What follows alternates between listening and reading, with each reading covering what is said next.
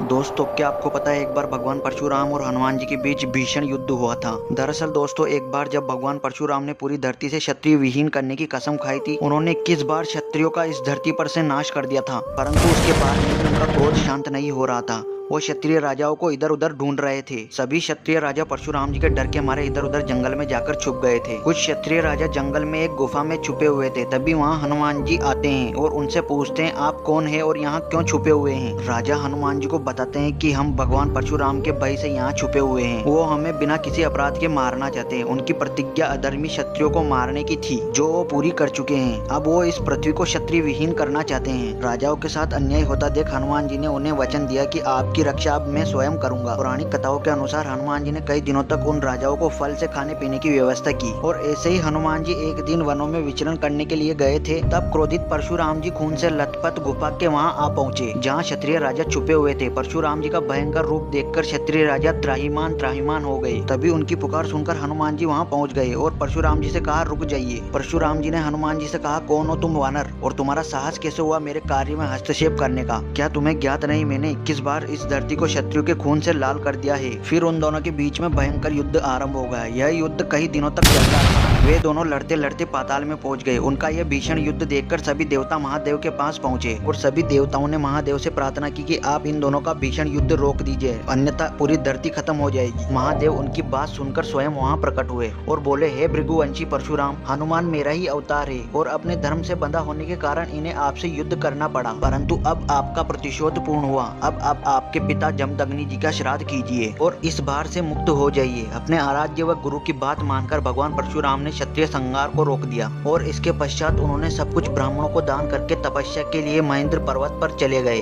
तो दोस्तों, वीडियो अच्छी लगी हो तो कमेंट में हर हर महादेव लिखना ना भूले। देखते हैं आज कितने लोग प्रभु का नाम लेते हैं।